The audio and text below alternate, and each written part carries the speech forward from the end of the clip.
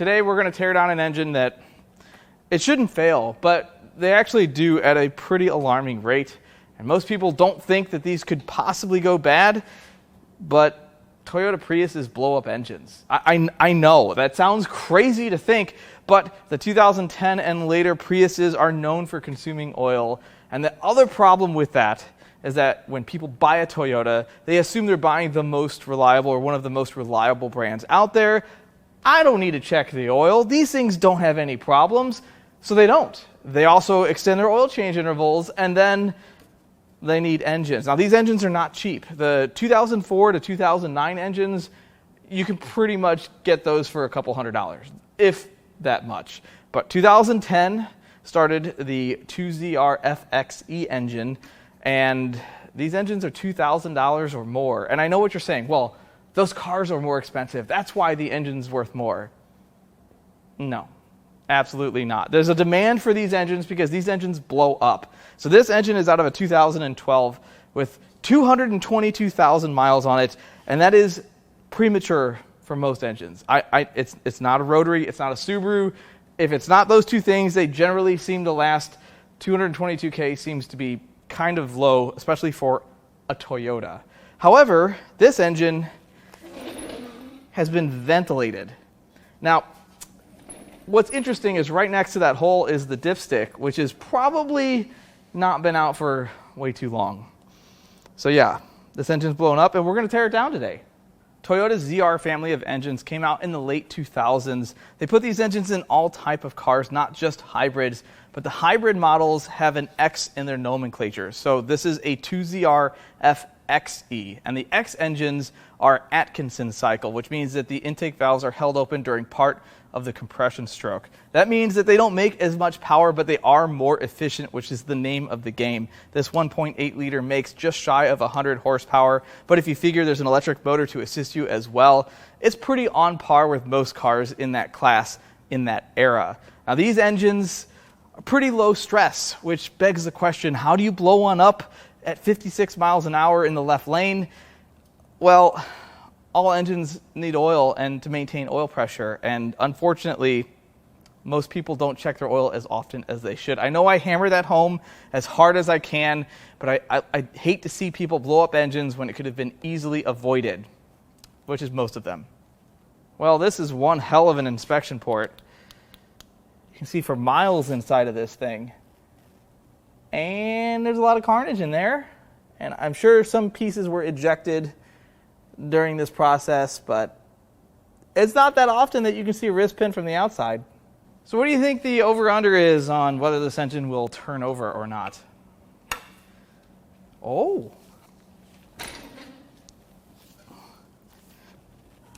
See, it's fine. I heard compression. There's nothing wrong here. It just got rid of what it didn't want. Next, let's take a look at those plugs.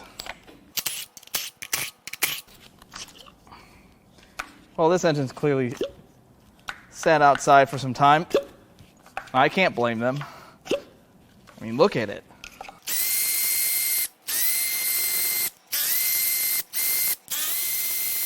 Well, they all came right out. Well, nothing is bent or smashed. Nothing's been mechanically regapped, but these are pretty ugly looking. I think this thing's been chewing on some oil, which, well, that's not surprising. Next, I'm going to pull this oil filter, and I know I don't have the right size socket for this. This is just fine. When I say it's just fine, it's maybe not just fine. I don't know. We'll see what happens here. We'll get it off one way or the other.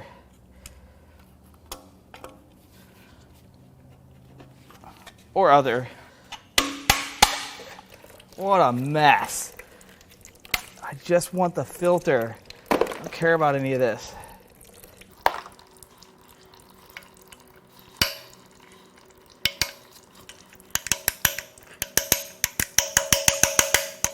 Oh my God. All right, whatever. I think I can get this out. Little guy. Well, I'm not really proud on how I had to get that oil filter out, but you do what you got to do. So as a general rule, and this just applies to pretty much everything with the filter, you don't want to find a bunch of metal like this in there. That looks like a ton of bearing material. But it's not in all the pleats. Okay, it's in all the pleats. It's in every single one. Obviously, larger collection here. I'm sure this thing never had any warning signs before it let go. Well, let's go ahead and drain the crankcase. See what's in here. I'm sure it's not full. Wow, that's gonna play that game. All right, now we gotta rotate it. Oh yeah. Wait, when was oil silver colored? That looks like a lot of water, actually. That's that gray water they're talking about. Well, that certainly doesn't look good. It's better in the pan than on my floor. Now we're going to pull the valve cover off. Got a few things to get out of the way first. And I think that's it. Oh, I gotta remove that. Nope, gotta start at the front. I just got over being sick. No! Ah, okay. Well, that was unfortunate.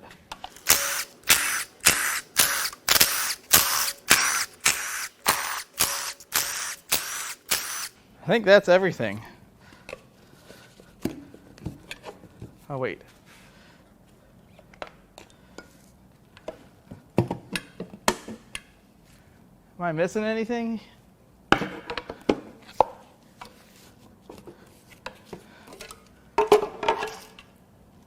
Wow, that's decently clean in there.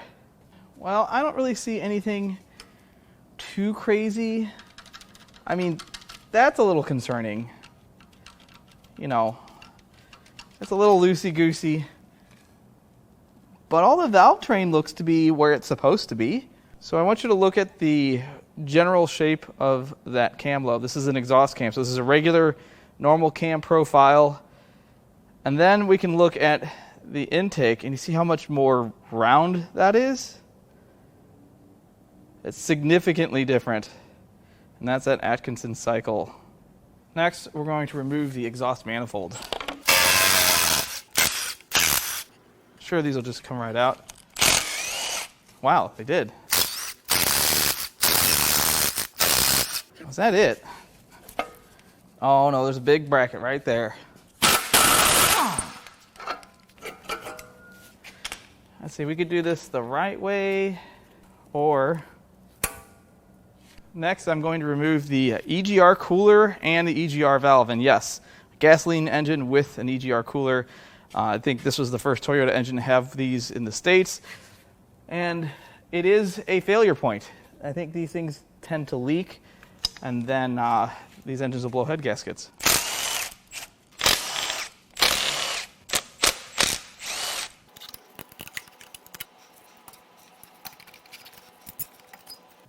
And we're off. Now for the intake manifold.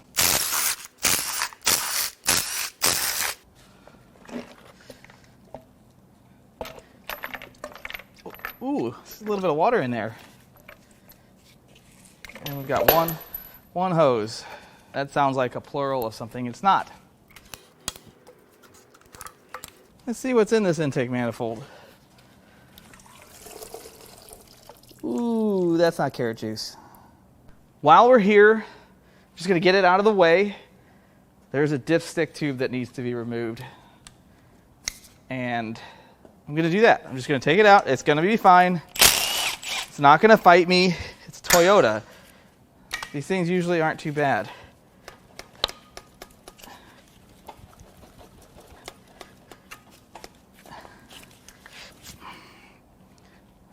Why did I pick now?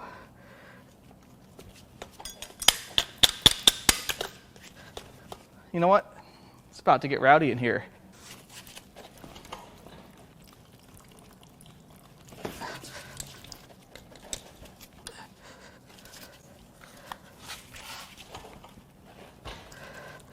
I can't even get the, well, that's why they didn't check the oil. I can't even get the actual dipstick itself out. All right, you know what? I got an idea. You know, I'm not an ER doc on Chicago's South Side. I don't have a lot of patience. We're just gonna do things this way. Now this is normally not what you need to do to check your oil. You know, this is a little on the much side, I'll be honest with you. But it's still just as important. So if you can't get your dipstick out, just rent a forklift and check your oil. It's still cheaper than replacing your engine. All right, are we ready? This is how you check your oil. See?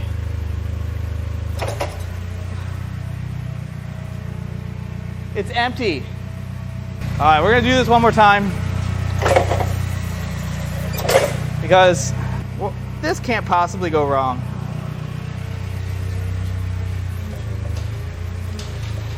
What the? How much more should I go here?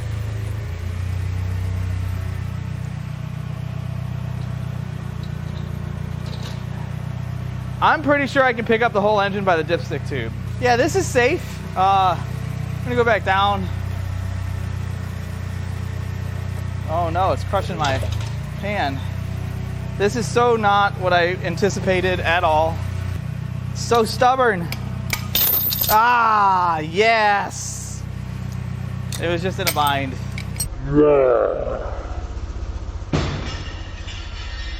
Well, when you look down, number one's intake ports. It's pretty dirty up until you get to where the injectors spray. Same with number two.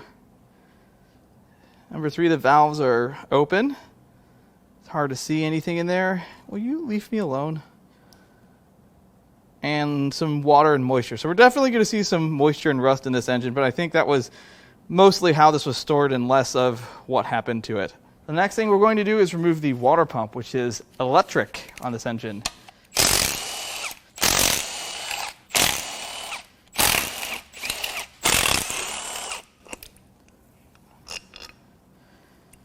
Well, that's pretty nifty. That's a pretty cool little pump. I don't see any damage. It still has the right Toyota coolant in it. It's a really good sign. There's no corrosion. Gasket has a little bit on it, like maybe it was seeping past it just a hair, but that's just the gasket. That's not the pump. This is an awesome condition pump. Wait a minute. Yeah, I'm not going to throw that. Nope. Next, I'll remove the oil pump housing. Is there any more there? Nope, that's it. Anti-seize. Now I need to remove this stud so that I can get straight on this bolt. I don't know why they wouldn't put the stud here and then the threaded part here, unless maybe they're both studs, and when they pulled this apart, this stud just came out. So let's try this. I really shouldn't complain about things because that was easy anyway. Now the motor mount bracket.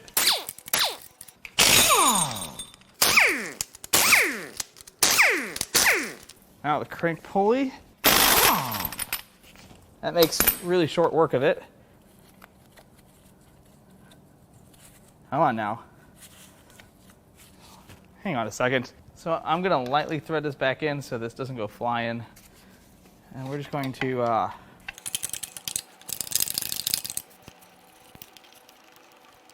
very tight tolerances.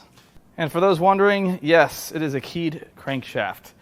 I know some of you say on the Fords that it's for efficiency and timing and precise timing, and if you think Toyota's leaving something on the table, well, okay. Now we're going to remove this because it is a timing chain tensioner, and that looks great. Now I have 132 millimeters worth of bolts to remove.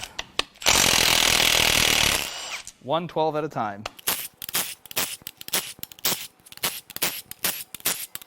I don't know if this has to come out.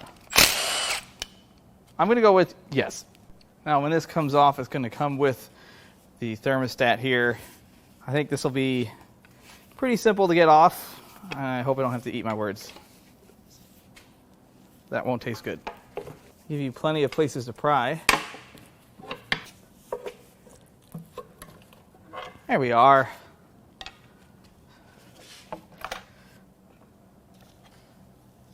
Well, and the inside of the timing cover looks pretty decent. This part actually may have some value. Not sure. Now, you have to remember there's no tensioner, so there's all kinds of play in the chain. Totally normal. Will this just come off? This might just... Yeah, look at that beautiful rail. It's mint. Will this come off of here? Oh, yeah. And then this? Oh, definitely maybe. Yeah, we almost have this chain. Oh, look at that. Will this go this way? Oh, yeah, I think I can get this whole chain off. I can probably do that the right way, and I'll just remove those 2 10s. But the rest of this looks pretty decent. Okay, let's just get this off the right way. Yeah. Yeah. Now we'll get this other rail off. Now this rail, no real wear. It's original. I see a date stamp on it. It's a nice piece.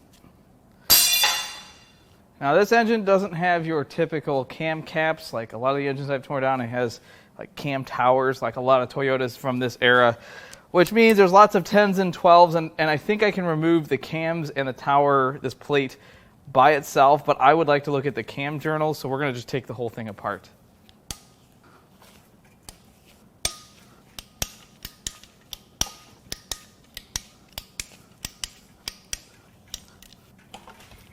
Whoa there.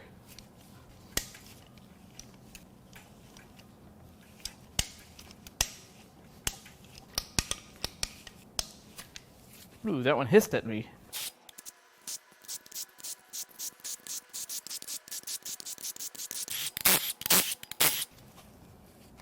Did I miss anything here? Let's just give it a little tappy tap. Just a little.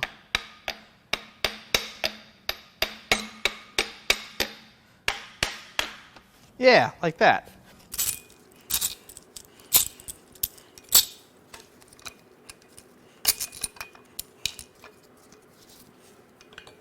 So the cam journals don't look as bad as I expected. I don't really see anything that's too horrendous. Nothing scored up too bad. I did want to mention this has bearings, replaceable bearings at the front, but that is not because they think that you're going to rebuild them. I think there's some bolts hiding underneath this that hold this tower to the head. Well, the top side definitely has a little bit more wear. It's still not terrible. It's just not as nice as the bottom. The camshafts don't look too bad either. Some scratches and grooves there. A little bit of rust and moisture. This engine was parked outside for some time. It's really not as bad as I expected to see, considering the condition of the oil filter. Well, let's knock these bearings out and see what's underneath.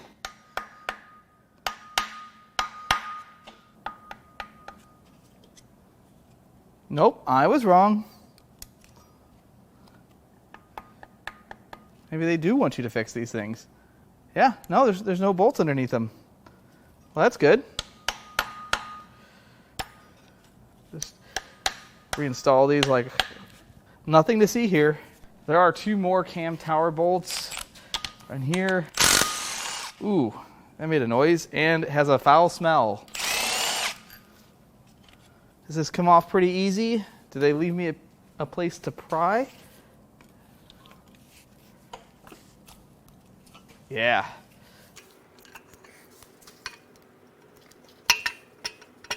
Not bad. Now it's time to get these head bolts out. The triple square.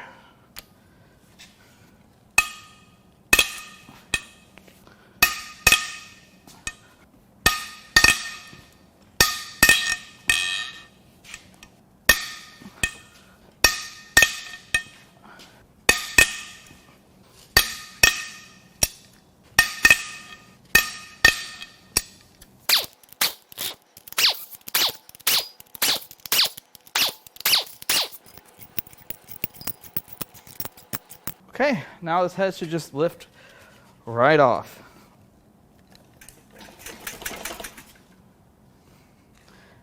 This head should just lift right off. Just blue.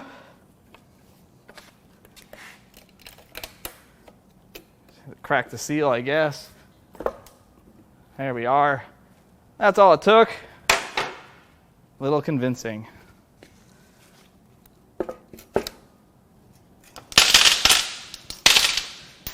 I didn't need those rockers anyway. Whoa. All right then. Well, let's take a look at this thing.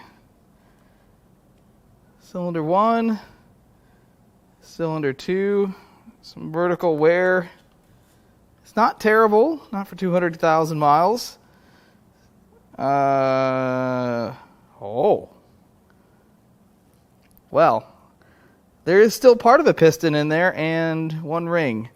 It's not sufficient for compression. And then I actually soaked up a bunch of fluid. It wasn't just water, it was just engine fluid that was sitting on top of this piston. We can't really get a great look at it, but we still need to do our test. All right, cylinder 1, pass. Cylinder 2, pass. I'm gonna be kind of ginger with that. No, I'm not changing my hair color. I don't want to create a problem. And then let's just try cylinder 4. Okay, so I mean that was like my high school grade, 75% when I tried. So the cylinder head, water and engine fluid don't look great together. But this is the cylinder that has damage from being straked with a piston. I'm kidding. It was hit with the top of the piston, which caused this kind of clean look. Now, sometimes that does actual damage, and sometimes it doesn't. But I would be willing to bet that the valves will need some work after whatever happened here. Didn't see any problems with the head gasket. Thank you, compressor. Perfect timing. All right, now I don't want to turn this all the way over because I think there's some junk in that pan, and I don't want to fish that out of the other parts of the block. We're going to get it a little bit easier to remove, though. I think that's appropriate right there.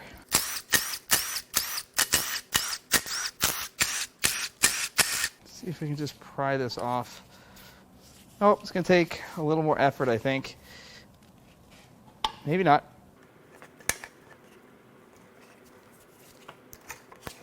Yeah, Blue knows what to do. Oh, hold please. We are creating a problem here.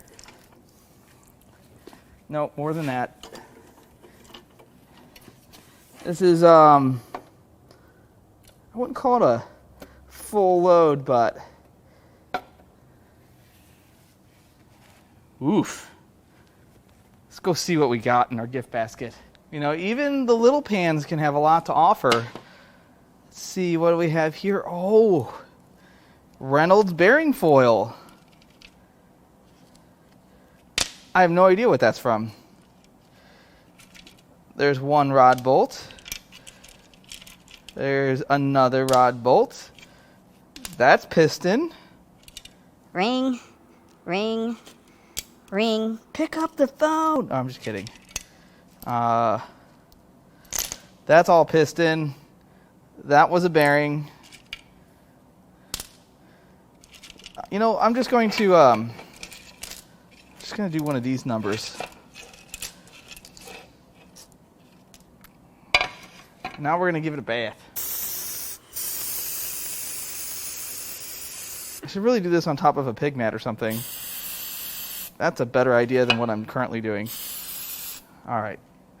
Let me clean this all up and we'll come back. Okay, now everything's cleaned and here is what we've got.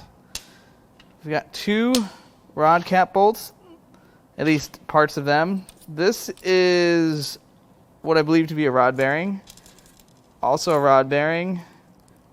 Also a rod bearing. right there and there. That's all bearing material. Then we have, I think that's part of the block, or maybe pan. Lots of piston nuggets, nothing too big. These are the largest pieces right here. It's pretty bad. Oh, of course, can't forget your rings. And it even bent one of the circlips. All right, let's turn this thing over. Let's see how bad this actually is. Can't be that bad, right? Oh, it's leaking a little bit. It's fine. Oh, I hear stuff loose inside. I think that's as far as I want to go.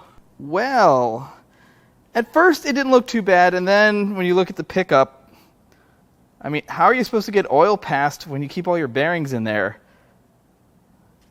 Or whatever else that debris, that's a lot. That is a lot. But that's not even what I was laughing the most at. Does anybody see what's so funny here?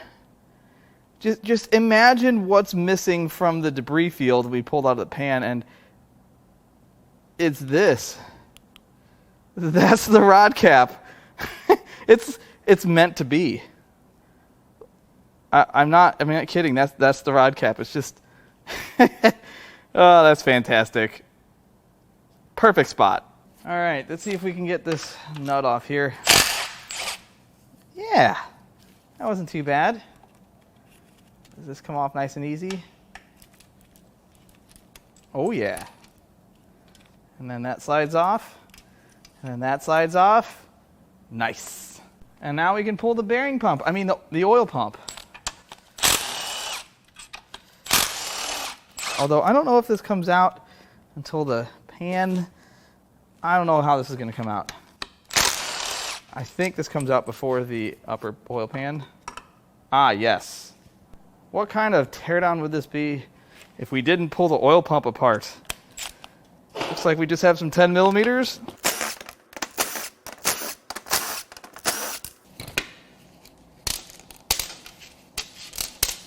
Let's see, I'm sure this just comes apart nice and easy.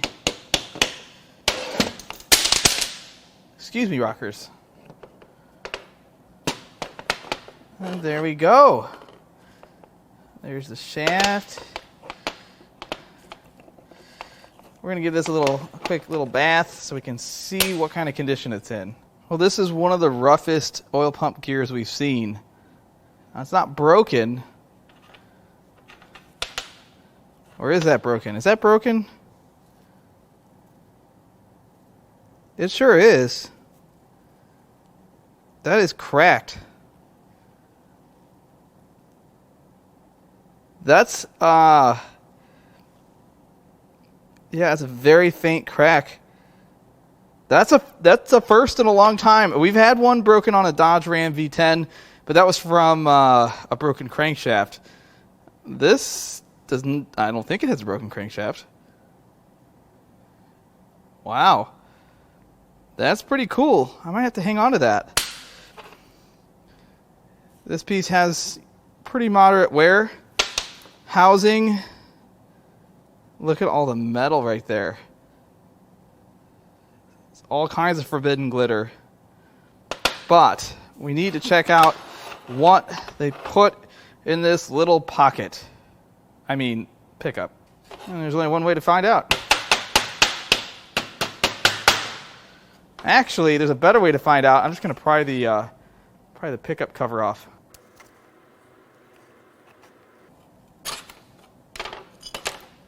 Ooh, that's not good. Well, this is a lot heavier than it's supposed to be. I mean, this is just packed. Like, there's not even any room for oil in here. I'm going to be here for a few hours just scooping this out. I think I got a good 62% of it. That's a lot. If you told me that was in here, yeah, wouldn't have believed it. Unfortunately, I am going to have to take two of my engine stand arms off to get the upper oil pan off. There are no really good attachment points. I mean, there are some, but I'm going to do this a little dangerously. We're going to do this with just two arms holding this up, but it's a aluminum Prius engine, and it's got a hole in it. It's even lighter than it's supposed to be. All right, well, I was able to get one of the two arms I had to take off to another bolt hole, so we're good enough. 3 out of 4. It's kind of like this engine. So now we're just going to pull a whole bunch of bolts out so we can get this upper oil pan off.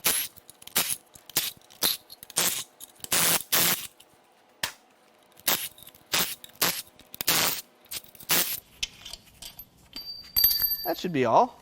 Now this is where the magic happens or something. I don't know if I have a good prying. I mean, I guess I could just pry off of the engine stand, right? Ooh, I heard loose stuff. I think that'll work.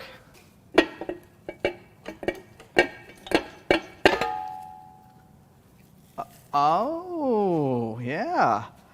Uh-huh. I'll take that. That's pretty amazing. I mean, it's even like smashed this way. Wow. Impressive. Well, the upper pan definitely has a bite taken out of it. It's pretty deep impact marks, and of course, oh, I can't even get that out. That's wedged in there. We'll have to knock that rod cap out of there. Pretty impressive that found its way down there with force too. And the short block, well, I think the story is already told here. It's pretty rough. That was a compression ring. Success. I'm sure this will turn over just fine now that everything's, you know, apart. Yeah. Good as new. Well, at least I know I'll be able to easily get the remaining rods and pistons out of it.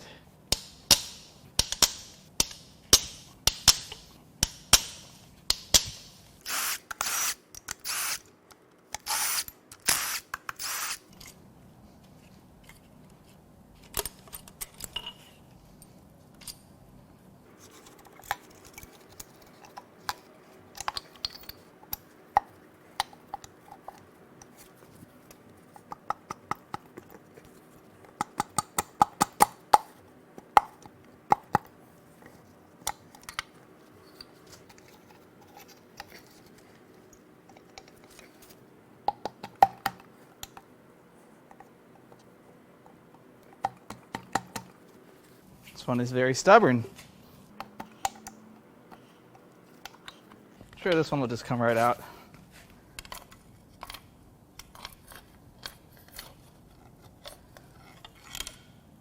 Perfect. And last, the main caps.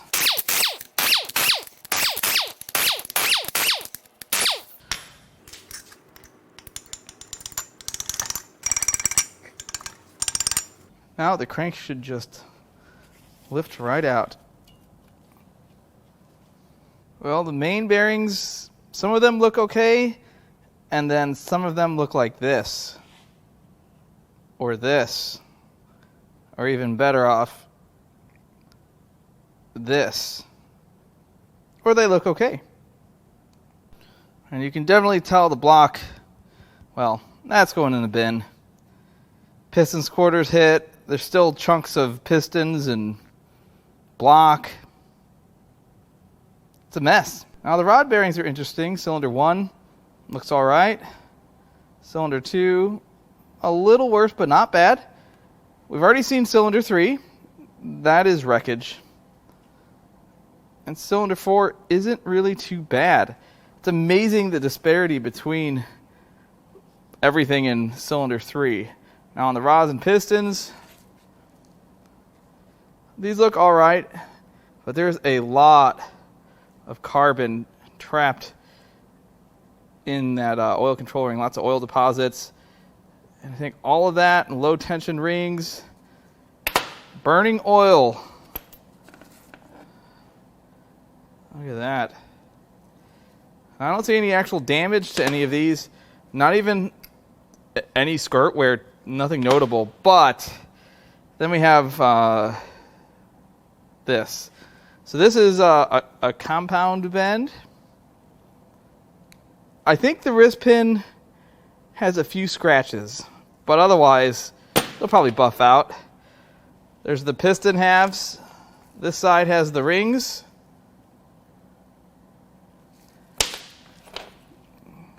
That took a few hits. This one was wedged down in the upper oil pan. And of course, all the pieces we found earlier. And then back to normal. Cylinder 4. Nothing notable. Now the crankshaft, it really doesn't look bad until it looks bad. Really bad. There's a lot of heat, a lot of friction. And that's from sustained RPM with no lubrication. So I don't know if a passage was clogged or if it was just run low on oil. This thing wasn't too varnished inside, so I don't think it was a lack of oil changes that did this one in. It was just a lack of oil. That journal's pretty rough. Yep, that's scrap. Here's a better look at the bores on this engine. You're starting to see a little bit of wear as you get further back, and then, well, of course, that's the cylinder that let go. But there's still significant wear in the other cylinders. Priuses are pretty complex vehicles, although I'm not going to say that they're terrible cars by any stretch. But the reason I say they're complex, they have a ton of fault codes. And you cannot tell me that there weren't lights on, warnings, minders. There's all kinds of ways that cars will let you know that, hey, something's about to go way sideways. I mean, maybe it sounded like this. Poor engine power.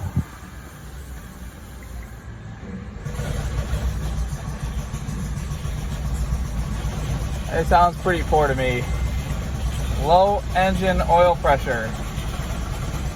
Gas pedal doesn't do anything.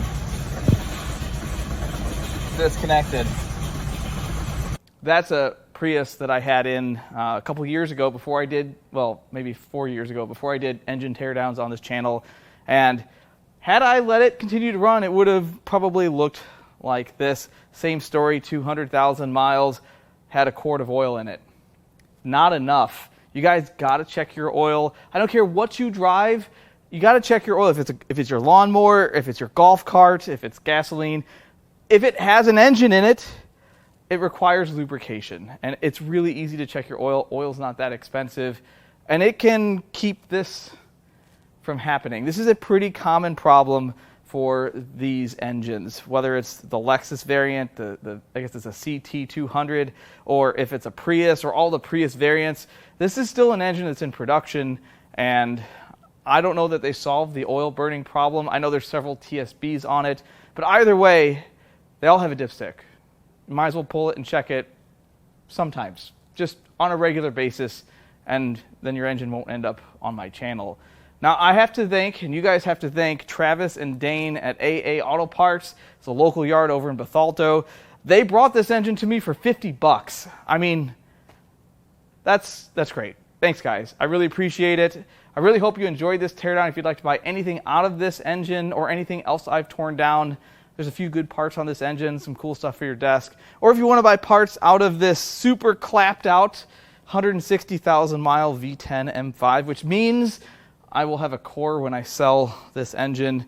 I'm going to leave our email in the video description. You can also go to importapart.com. I've been adding our parts cars every single week, so you can check out our new inventory. If you don't see what you're looking for, we have a part request form.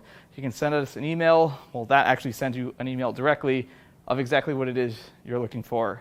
I really hope you enjoyed this teardown. As always, I love all the comments, all the feedback, and even the criticism. I love it all, and I'll catch you on the next one. Man, do I hope it's cooler next week.